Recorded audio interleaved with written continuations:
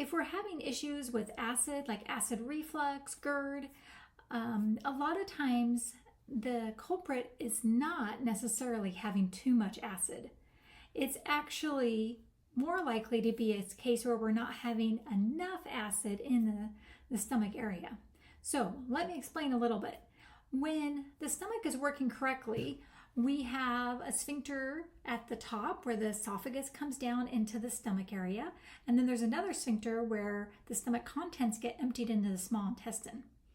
That top sphincter, which is coming up kind of into this area, when that is not working correctly, then it will cause acid to come up into the esophagus, and that is a horrible feeling.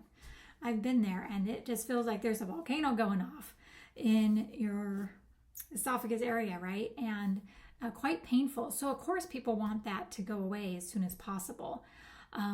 But a lot of times it's truly not because there's too much acid there. If we reduce the acid with over-the-counter products or prescription medications, yes, that will work.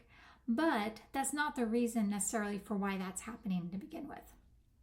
So instead, we're looking at things like magnesium, vitamin D, stress, or even what are some restrictions that might be happening fascially that might be pulling up on the stomach or pulling down on the stomach, or any hiatal hernias in that area. And all of these things can cause the acid contents to get pushed up and cause problems. But if there is enough acid in the stomach, then there's enough acid to trigger the sphincter on the top to close down and not allow that acid to go through.